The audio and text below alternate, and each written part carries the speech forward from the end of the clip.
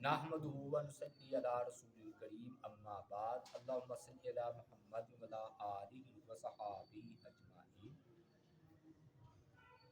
سیرت النبی صلی اللہ علیہ وآلہ وسلم کا لیکچر نمبر 125 ہے۔ ہم حادثہ رجی بیان کر رہے ہیں جس میں کافروں نے سازش کی تھی اور 10 صحابہ کرام کو جو ہے نا دھوکے سے لے جا کر شہید کر دیا تھا۔ تو لیکچر نمبر 124 میں ہم نے بیان کیا تھا کہ 7 صحابہ تو ادھر ہی شہید ہو گئے اور 3 صحابہ کرام نے اپنی گرفتاری دے دی، اور انہی میں سے ایک عبداللہ بن طارق تھے، وہ ان کو ان کے عہدوں پر یقین نہیں تھا، انہوں نے اپنی گرفتاری نہیں دی۔ پھر انہوں نے ظالموں نے پتھر مار مار کر عبداللہ بن طارق رضی اللہ تعالی عنہ کو شہید کر دیا۔ اب 2 رہ گئے، ایک تھے خبیب رضی اللہ تعالی عنہ اور ایک تھے زید بن دسنہ رضی اللہ تعالی عنہ۔ تو آج ہم جو ہے نا خبیب رضی اللہ تعالی عنہ کے بارے میں تفصیلاً جو ہے وہ بات کریں گے۔ ہوا یہ کہ انہوں نے اپنی گرفتاری تو دے دی، لیکن مشرکین نے نا اپنا وعدہ خلافی کی اور ان کو مکہ لے جا کر فروخت کرنے کا پروگرام جو ہے وہ بنایا کہ کافی پیسے ہاتھ آئیں گے۔ چنانچہ یہ نا ان دونوں قیدیوں کو لے کر مکہ چلے گئے، اور جب پتہ چلا کہ مسلمانوں کے 2 قیدی آئے ہیں تو وہ کافر جنہوں نے جنگ بدر میں جن کے رشتہ دار شہید ہو چکے تھے، قتل ہو چکے تھے، شہید نہیں قتل ہو چکے تھے، وہ بھاگم بھاگ آئے اور انہوں نے چاہا کہ ہم ان کو خرید لیں اور اپنے انتقام کی جو آگ ہے وہ بجھائیں۔ چنانچہ نا خبیب کو نا حارث تھے، انہوں نے خریدا، اور بعض نے کہا کہ 50 اونٹوں کے عوض، بعض نے کہا 100 اونٹ دے کر نا خبیب رضی اللہ تعالی عنہ کو حارث نے خریدا۔ وجہ یہ تھی کہ ان کے جو ہے نا باپ کو خبیب رضی اللہ تعالی عنہ نے جنگ بدر میں جہنم حاصل کیا تھا، اور بعض نے کہا حارث کی جو بیٹی تھی اس نے 100 اونٹ دے کر خریدا۔ زید بن دسنہ کو صفوان بن امیہ انہوں نے خریدا، کیونکہ ان کا باپ امیہ بن خلف کو زید بن دسنہ نے قتل کیا تھا۔ تو یا قتل تو نہیں کیا تھا، لیکن وہ اپنی آگ بجھانا چاہتا تھا کہ بھی میں جو ہے نا اپنے باپ کے قتل کا انتقام کو لوں۔ تو وہ زید بن دسنہ کو اس نے خریدا، اور لوگ بھی خریداری میں شریک تھے لیکن یہ غالب آئے۔ تو اب ہوا یہ کہ خبیب رضی اللہ تعالی عنہ کو جب گرفتار کر کے لے جایا گیا تو قدرتی طور پر حرمت کے مہینے چل رہے تھے، یعنی کہ ذوالقعدہ ذوالحج، اور مشرکین ان کا احترام کرتے تھے کہ ان دنوں میں کسی کو قتل نہیں کرنا چاہیے۔ تو انہوں نے کہا ان کو قید کرو، جب حرمت والے مہینے گزر جائیں گے تو پھر جو ہے نا ان کو ہم قتل کریں گے۔ چنانچہ پھر نا حرمت والے دنوں کا گزرنے کا انتظار کرنے کے لیے انہوں نے جو ہے نا ان کو قید کر دیا۔ اب ہم پہلے خبیب رضی اللہ تعالیٰ عنہ کا واقعہ بیان کرتے ہیں کہ خبیب رضی اللہ تعالیٰ عنہ کا حارث کے پاس جو ہے نا قید کیا گیا۔ شروع میں نا حارث نے تو بڑا برا سلوک کیا خبیب رضی اللہ تعالی عنہ سے، طرح طرح سے تشدد کا نشانہ بنایا. تو اس پر انہوں نے ان کو آڑ دلائی خبیب رضی اللہ تعالی عنہ نے کہ کوئی عزت والی قوم اپنے قیدی کے ساتھ اس طرح سلوک نہیں کرتی جس طرح تم کر رہے. یہ بات نہ ان کے دل کو لگی تو انہیں اپنے برے سلوک پر ندامت ہوئی، اور اس کے بعد نہ انہوں نے خبیب رضی اللہ تعالی عنہ کے ساتھ اچھا سلوک جو ہے نا وہ کرنا شروع کر دیا. خبیب بہت اللہ تعالیٰ کی عبادت کیا کرتے تھے، ویسے بھی انہیں پتا تھا کہ مجھے تو شہید کر دیا جائے گا، یہ تو حرمت والے مہینوں کا گزرنے کا انتظار کر رہے ہیں. تو وہ نا تہجد کی پابندی کرتے، قرآن مجید کی تلاوت کرتے. ان کی آواز میں نا بڑا سوز تھا، ان کی تلاوت سن کے عورتیں جو ہے نا روتی تھی اور ان پر ترس کھایا کرتی تھی. اور معاویہ جو ہے نا یہ ایک عورت جو ہے نا جن کی یہ قید میں تھی، تو وہ ان کا بڑا خیال کرتی تھی. اس نے نا معاویہ نے نا ایک، یہ عورت کا نام ہے، وہ معاویہ نہیں، یہ عورت کا نام ہے، وہ ہے معاویہ، یہ معاویہ. تو انہوں نے کہا کہ میں تمہاری کیا خدمت کر سکتا ہوں؟ تو انہوں نے کہا مجھے ٹھنڈا پانی پلا دیا کرو، اور بتوں پر جو ذبح ہو وہ مجھے نہیں کھلانا، کیونکہ وہ غیر اللہ کے نام پر ہے تو وہ حرام ہے. اور جب لوگ مجھے قتل کرنے کا ارادہ کر لیں جس دن، تو اس سے ایک دن پہلے مجھے بتا دیں، یعنی کہ ٹھنڈا پانی دے ہو، اور ذبیحہ جو بتوں کا ہے وہ نہیں مجھے کھلانا. اور تیسرا، جب وہ دن آئے نا میرے قتل کا تو مجھے پہلے آگاہ کر دیں.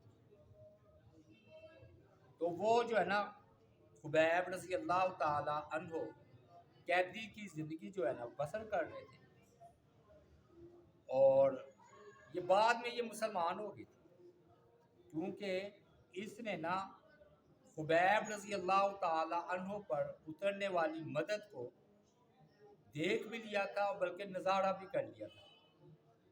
اور اسلام قبول کرنے کے بعد وہ خبیب رضی اللہ تعالی عنہ کے جو ہے نا قید کے دن یاد کیا کرتی تھی. کہتی واللہ، واقعہ بیان کرتی ہے، کہتے ایک مرتبہ ایسا ہوا کہ اللہ کی قسم میں نے نا دروازے کا سوراخ ہوتا ہے نا جہاں پر ہلکا سا کوئی سوراخ بنا ہوتا ہے، اس سے نا جھانک کر اندر دیکھا. تو میں نے نا انگور کا گچھا جو کہ آدمی کے سر کے برابر تھا، اتنا بڑا، وہ خبیب کے ہاتھوں میں دیکھا، حالانکہ وہ قید میں تھی اور وہ زنجیروں میں جکڑے ہوئے تھے. اور اس وقت انگور کا نہ موسم تھا، نہ انگور کا کچھ ایک دانہ بھی مکہ میں موجود نہیں تھا. مطلب یہ تھا یہ غیبی طور پر نا خبیب رضی اللہ تعالیٰ عنہ کے بعد رزق آئے انگور کا. سبحان اللہ. یہ نا واضح طور پر خبیب رضی اللہ تعالیٰ عنہ کی کرامت تھی، اور اللہ تعالیٰ مدد کرتا ہے، کرامت پر حق ہے. اور دن بہت تیزی سے گزر رہے تھے، آخر وہ حرمت والا مہینہ گزر گیا اور وہ دن آ گیا جو کہ ان کی شہادت کے لیے مقرر کیا گیا. تو معاویہ خبیب کے پاس آئی اور ان کو ان کے قتل کے منصوبے کے بارے میں آگاہ کیا. کہتی میں حیران رہ گئی کہ نہایت اطمینان کے ساتھ انہوں نے میری بات سنی، اور ان کے چہرے پر کسی قسم کی کوئی گھبراہٹ نہیں تھی.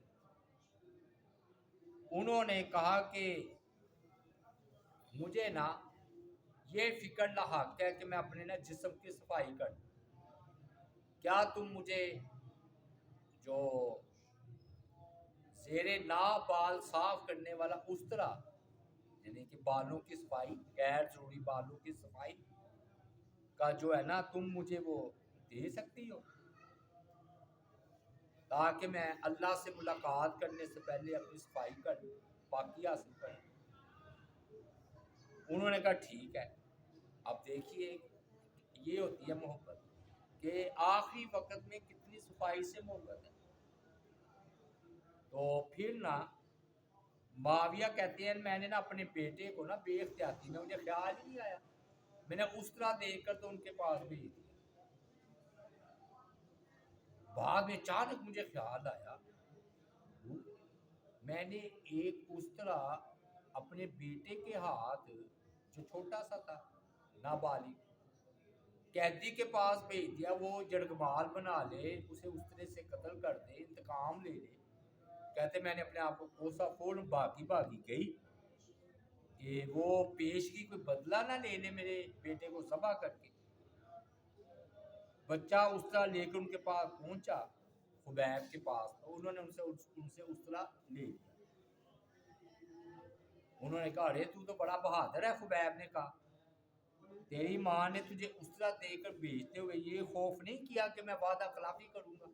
یہ خبیب نے کہا کیونکہ لوگ تو مجھے قتل کرنا چاہتے ہیں۔ معاویہ ان کی یہ بات سن رہی تھی، وہ بولی خبیب میں نے تمہیں اللہ کی امان دی ہے اور تمہیں تمہارے اللہ کی خاطر اس طرح دی ہے، اس لیے میرے بیٹے کو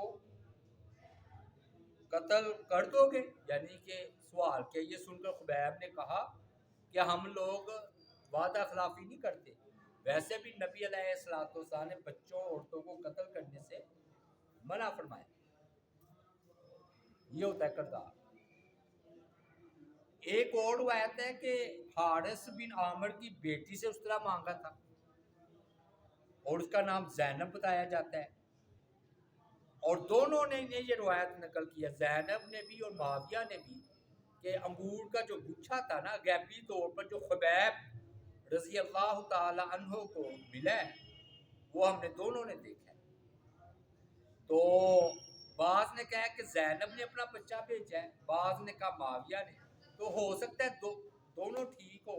پہلے جو ہے معاویہ نے اپنا اس طرح دے کر بھیجا، بعد میں زینب کا بچہ بھی ادھر چلا گیا ہو۔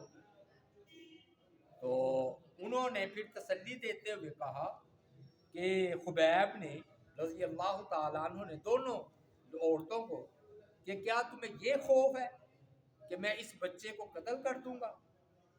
انشاءاللہ ہرگز میں ایسا نہیں کروں گا۔ تو اب ہوا یہ کہ خبیب رضی اللہ تعالیٰ عنہ کہتے ہیں تلواروں کی چھاؤں میں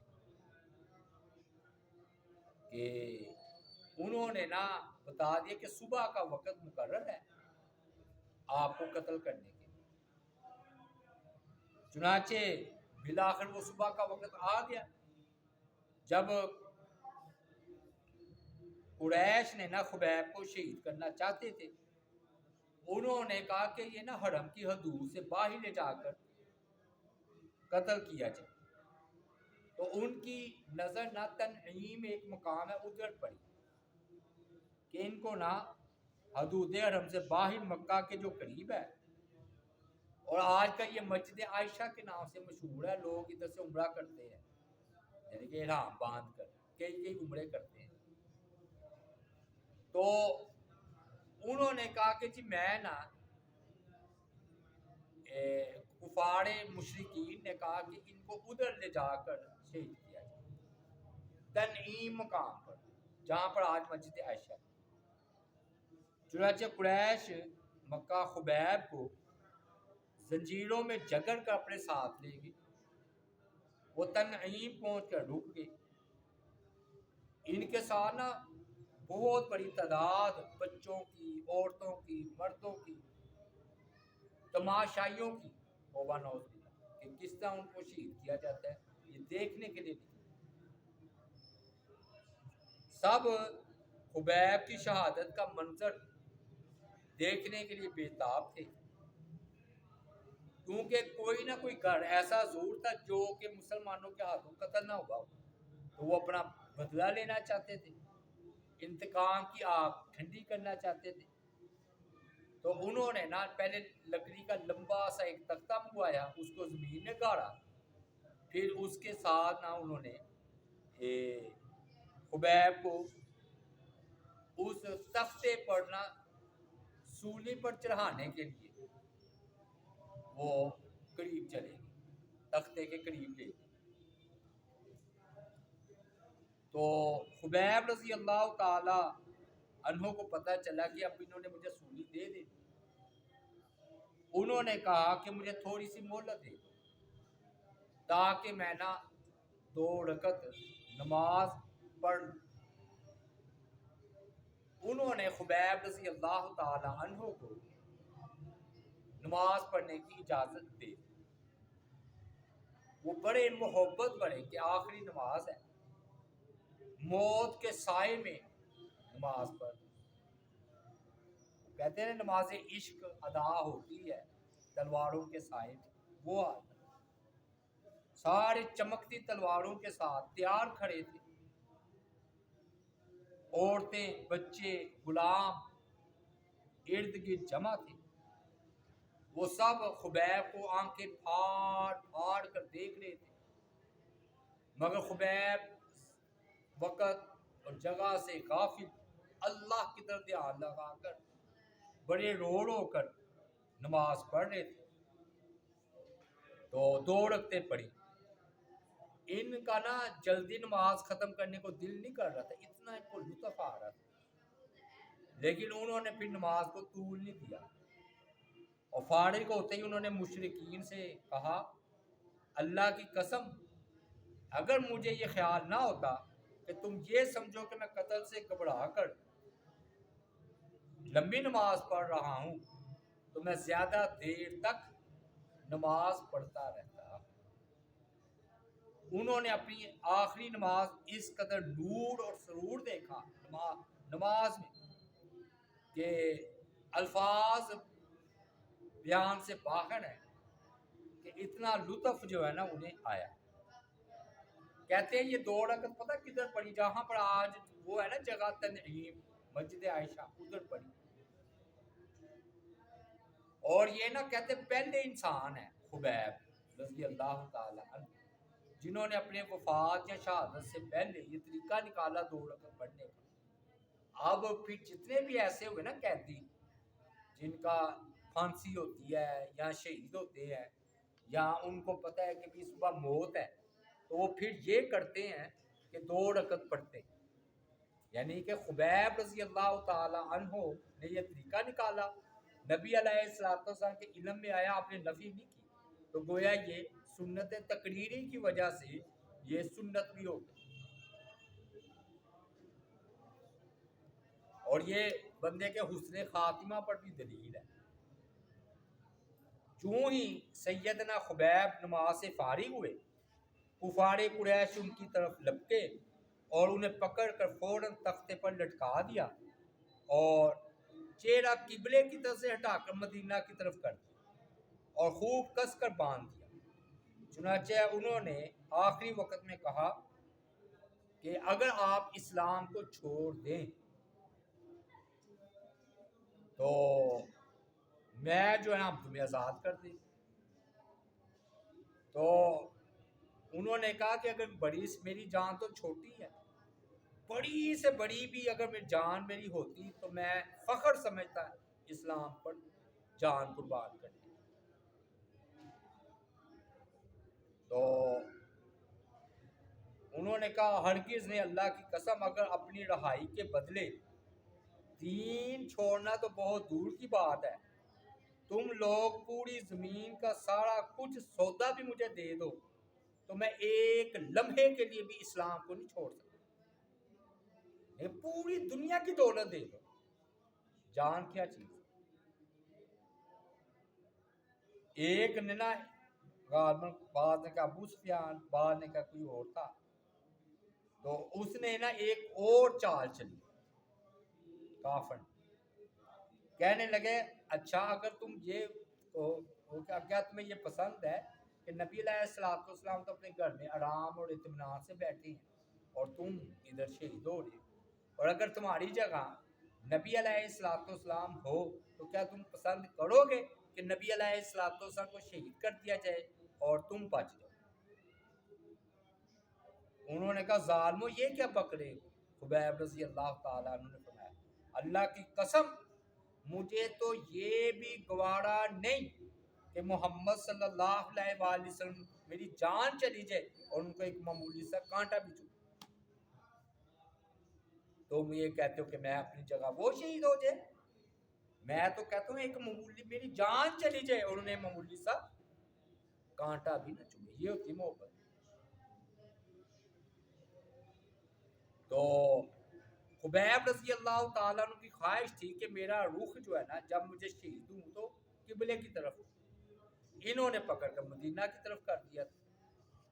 تو مشرکین نے نا ان کی خواہش کو بھانپ لیا کہ بھی یہ جو ہے نا قبلے کی طرف اپنا چہرہ کر رہا ہے، تو انہوں نے قبلے کی طرف سے ہٹا دیا، مدینہ کی طرف کر دیا۔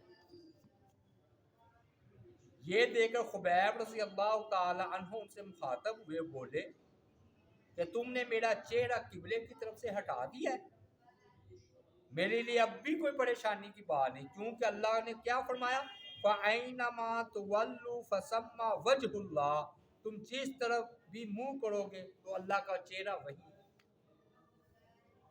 یعنی کہ اللہ تعالیٰ کا چہرہ تو ہر طرف ہے۔ اس کے بعد انہوں نے اللہ تعالیٰ سے دعا کی، اللہ ہم نے تو تیرے رسول کا پیغام پہنچا دیا، جو سلوک ہمارے ساتھ کیا جا رہا ہے اس کی خبر بھی صبح اپنے نبی صلی اللہ علیہ وآلہ وسلم کو پہنچا دے۔ انہوں نے کہا اللہ یہاں پر کوئی ایسا چہرہ نظر نہیں آ رہا مجھے جو میرا پیغام نبی علیہ السلام تک پہنچا دے، تو اب کیا ہو اے اللہ تو خود ہی میرا پیغام نبی علیہ السلام تک پہنچا دے کہ مجھے شہید کر دیا گیا۔ اب جب وہ قریب آئے تو انہوں نے بد دعا کی خبیب رضی اللہ تعالیٰ، اور سارے مشرکین لرز پڑے، فرمایا اللہ ان لوگوں کو ایک ایک کر کے گن لے اور انہیں الگ الگ کر کے ہلاک کر دے، ان میں سے کوئی کو بھی باقی نہ چھوڑنا۔ یہ بد دعا کی۔ مشرکین نے جب یہ الفاظ سنے تو تڑپ تھے، لیٹ گئے، کیونکہ ان کا یہ عقیدہ تھا جو لیٹ جائے تو ان پر یہ بد دعا اثر نہیں کرتی۔ کوئی جو ہے نا چھپ گیا کس کے پیچھے؟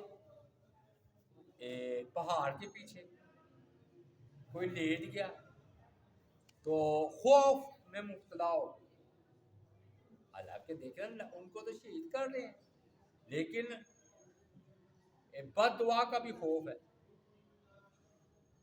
اصل بات یہ وہم تھا، اصل بات پتہ کیا ہے؟ مظلوم کی بد دعا اور اللہ تعالیٰ کے درمیان کوئی پردہ ہے،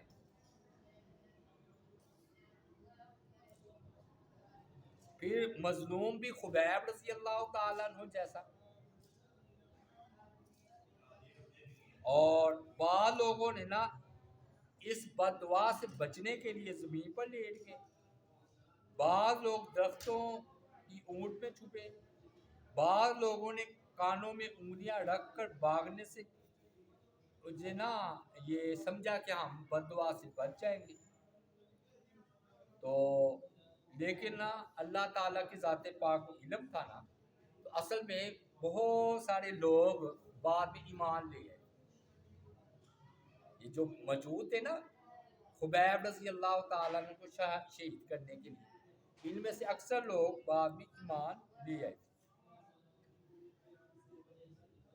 تو اب انہوں نے اشعار بھی پڑھے ہیں موت کے وقت، وہ کیا ہے کہ فرمایا کہ اے اللہ ان لوگوں نے بڑا مجمع لگا دیا ہے اور ان میں سے ہر شخص اپنی دشمنی کا اظہار کر رہا ہے اور مجھ پر دست درازی، دست کہتے ہیں ہاتھ کو، ہاتھ مجھ پر چلا رہا ہے، تو پھر سولی کے لیے ایک لمبے اور مضبوط تنے کے قریب انہیں لایا گیا، میں دکھی ہوں، یعنی کہ وطن سے دور ہوں، کافروں کے نرغے میں ہوں، اور اے اللہ تو ہی میری فریاد کرتا ہے، یا میں اے اللہ تیری بارگاہ میں اس کی فریاد جو ہے وہ کرتا ہوں، یا اللہ تو مجھے صبر جمیل عطا فرما۔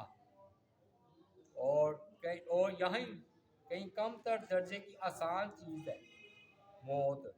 میری آنکھیں چھلک اٹھی ہیں، لیکن یہ بے صبری کی وجہ سے نہیں ہے کہ یہ میری آنکھیں چھلک اٹھی ہیں، مجھے موت کا بھی کوئی ڈر نہیں، موت تو مجھے آنی ہی ہے۔ بہرحال مجھے اپنے رب کی حمد اور آخر کار مجھے لوٹ کر اپنے اللہ ہی کی طرف جانا ہے، اور مجھے کوئی پرواہ نہیں جب میں اسلام پڑھوں تو میں کس طرح مارا جاؤں، مجھے نہیں پرواہ دائیں طرف گروں یا بائیں طرف گروں، جب میں اسلام پڑھوں تو میں کامیاب ہوں۔ بڑی بات ہے یہ۔ اب وہ ان کو شہید کرنے کے لیے ان لوگوں کا انتخاب کیا گیا جن کے رشتہ دار بدر میں قتل ہوئے تھے۔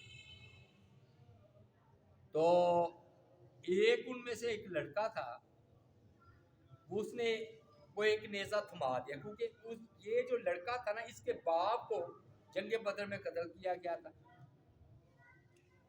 تو انہوں نے نا اپنے کچھ لڑکوں کو نا نیزے دے دیے، وہ ایسے قریب آتے، تھوڑا سا لگاتے، زخم دیتے اور آگے چلے جاتے، یعنی کہ اذیت دے رہے تھے،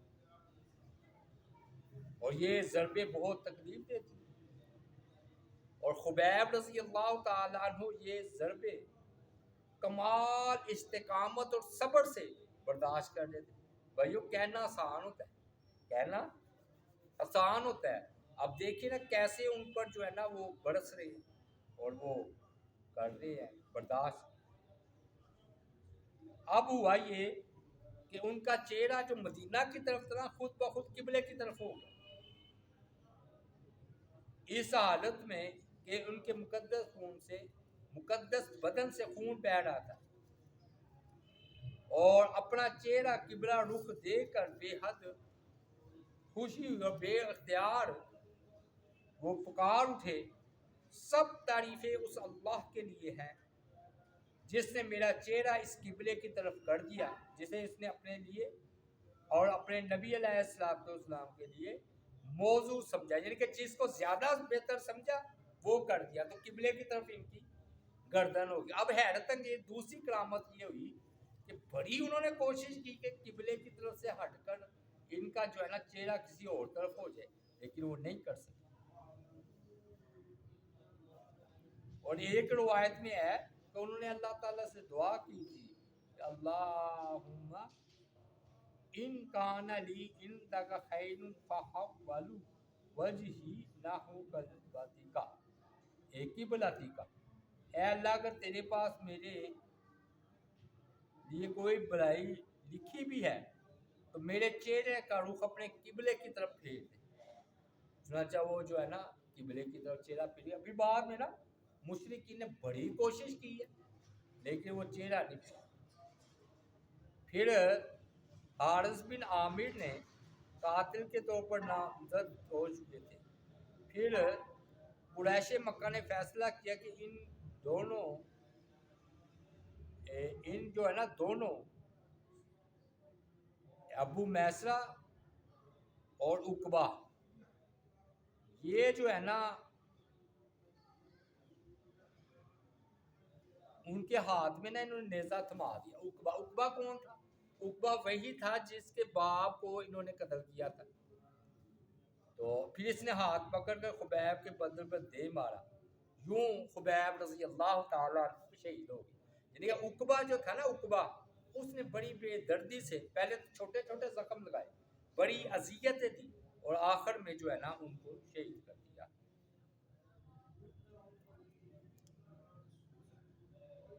اور ایک روایت میں ہے ابو سروہ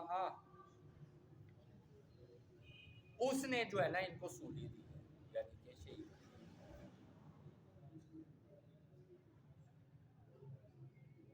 عقبہ بن حارث بھی بعد میں مسلمان ہو گئے تھے۔ تو اس معاملے میں اپنی بے گناہی کا اظہار کرتے ہوئے صاف کہتے تھے اللہ کی قسم میں نے خبیب کو قتل نہیں کیا، میں نے تو اس وقت چھوٹا سا تھا، وہ لوگ وہ عبدالدار کا ایک شخص ابو میسرہ تھا جس نے میرے ہاتھ میں نیزہ تھمایا، پھر نیزے سمیت میرا ہاتھ پکڑا اور خبیب کو مارا، انہیں قتل کر دیا۔ اصل میں عقبہ کہنا یہ چاہتے ہیں کہ میں نے نہیں شہید کیا خبیب کو، ابو میسرہ ایک غلام تھا، اس نے میرے ہاتھ میں خنجر پکڑایا، میں نادان تھا، تو پھر اسی نے میرا ہاتھ پکڑ کر ہاتھ ایسے کر کے نا، گویا جیسے کہتے ہیں نا کہ ہاتھ میرا ہو کام تمہارا ہو، وہ اس طرح اس نے میرے ہاتھوں خبیب رضی اللہ تعالی عنہ کو شہید کروایا۔ اب انہوں نے دعا کی تھی خبیب رضی اللہ تعالی عنہ نے کہ یا اللہ اس کی جو خبر ہے وہ نبی علیہ الصلوۃ والسلام کو دے دینا۔ تو حضرت جبریل علیہ الصلوۃ والسلام حاضر ہوئے ہیں اور انہوں نے کہا کہ آپ کو خبیب نے سلام کیا ہے اور آپ کو اپنے حالات سے آگاہ کیا ہے۔ تو انہوں نے کہا وعلیہ السلام ورحمۃ اللہ وبرکاتہ، ان پر بھی سلام اللہ کی رحمتیں اور برکتیں ہوں۔ پھر آپ نے صحابہ کو وحی دیتے ہوئے فرمایا کہ ہاذا جبریل، یہ جبریل تھے جو مجھے خبیب کا سلام پہنچانے آئے تھے، یعنی کہ ادھر سے جو خبیب نے سلام بھیجا ہے نا وہ مجھے پہنچانے آئے۔ اب قریش نے خبیب کو شہید کرنے کے بعد انہیں فضا ہی میں نا توبہ نعوذ باللہ لٹکتا چھوڑ دیا۔ اب انہیں ڈر ہوا کہ کوئی لاش نہ لے کر فرار ہو جائے، تو انہوں نے وہاں کہتے 40 افراد کا پہرا لگا دیا کہ وہ لاش کی حفاظت کرے۔ پھر رسول اللہ صلی اللہ علیہ وآلہ وسلم کو خبیب کی لاش کے لٹکے رہنے کا علم ہوا، اس پر آپ کو بڑا غم ہوا کہ میرا صحابی ہے اور وہ ادھر لٹک رہا ہے، اور آپ پر یہ بات بہت شاہ گزری، آپ کی خواہش تھی کہ کسی طرح ان کی لاش جو ہے وہ واپس مدینہ لائی جائے، تو لیکن معاملے کو معلق بھی نہیں چھوڑا جا سکتا تھا، جتنی بھی مہم تھی اور اتنی ہی ان کے لیے کسی بہادر اور ہوشیار آدمی کی ضرورت تھی۔ رسول اللہ صلی اللہ علیہ وآلہ وسلم نے فرمایا تم میں سے جو بھی خبیب کو سولی سے اتارے گا اس کے لیے جنت ہے۔ مطلب یہ ہے کہ نبی علیہ الصلوۃ والسلام نے سوچا کہ وہ تو شہید ہو گئے ہیں، کون؟ خبیب، تو ان کی آزادی کا پروگرام بنایا جائے نا، جو ان کی لاش جو ایک قید ہے ان کو چھڑایا جائے۔ یہ سنتے ہی نا زبیر رضی اللہ تعالیٰ عنہ بولے کہ میرا ساتھی مقداد بن اسود، ہم یہ دونوں یہ کام کریں کہ ہم جائیں گے ادھر اور ان کی لاش کو محفوظ کر کے واپس لے آئیں گے۔ تو یہ رات کو بھی سفر کرتے، بے حد محتاط تھے، اسی طرح کرتے کرتے بالآخر وہ تنعیم پہنچ گئے جی، اور یہ وہی جگہ تھی جہاں خبیب رضی اللہ تعالی عنہ کو سولی دی گئی تھی۔ انہوں نے دیکھا کہ لاش جو ہے نا وہ سولی پر لٹکی ہوئی ہے اور اس کے ارد کی 40 آدمی مدہوش پڑے ہوئے۔ اصل میں اتنے دن بیت گئے تھے، ان کو پتہ ہے روز کے کام ہے تو کس نے قریب آنا، اور وہ پہلا دے رہے تھے۔ چنانچہ وہ گھوڑے بیچ کر سوئے، جب وہ سوئے نا، یہ ایک محاورہ ہے گھوڑے بیچ کر سونا، مطلب بہت گہری نیند سوئی۔ چنانچہ زبیر اور مقداد یہ دو صحابی تھے، انہوں نے موقع کو غنیمت جانا، وہ خاموشی سے دبے پاؤں آگے بڑھے اور سولی پر چڑھ کر لاش اتار لائے، اور یہ دیکھ کر حیران رہ گئے کہ لاش پتہ نہیں کتنے دن بیت گئے تھے، تر و تازہ تھی بالکل، اور ان کے وجود میں کوئی تبدیلی واقعہ نہیں ہوئی تھی۔ تو لیکن نہ زخموں سے وہ خون بہہ رہا تھا لال رنگ کا، تو لیکن ان کو صحابہ کرام نے محسوس کیا جو یہ دو تھے کہ زخمی ہے اور خون بہہ رہا ہے، لیکن خون میں بدبو نہیں ہے بلکہ کستوری کی خوشبو ہے، اتنا ہے۔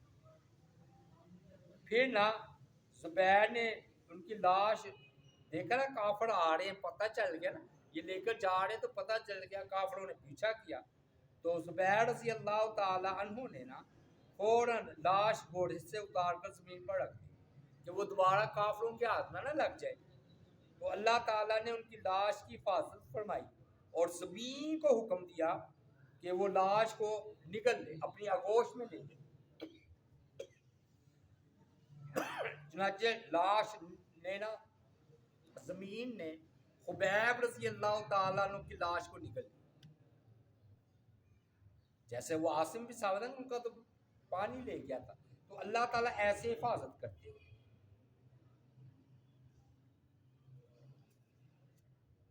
تو ایک اور روایت بھی ہے لیکن وہ نا کہتے یہ زیادہ معتبر ہے، کیونکہ ایک اور صحابی نے کہا کہ میں بھی ان کو آزاد کروانے کے لیے گیا تھا،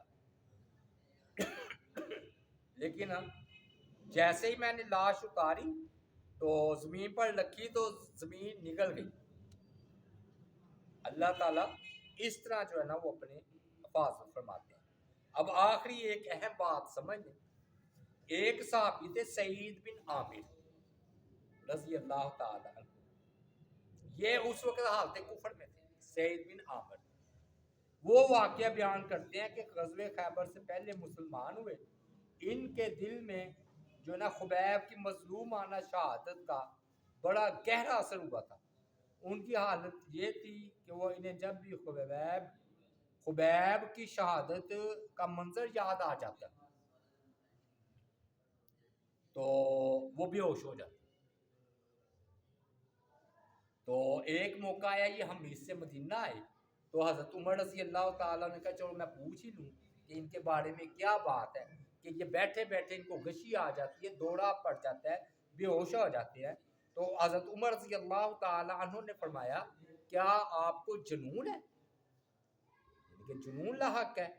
تو سعید رضی اللہ تعالیٰ عنہ نے ان کی بات سنی تو فیصلہ کیا کہ اب راز سے پردہ اٹھا دینا ہی چاہیے، اس لیے کہ بات بہت آگے بڑھ گئی ہے کہ آپ کے پاس پہنچ گئی حضرت عمر کے پاس.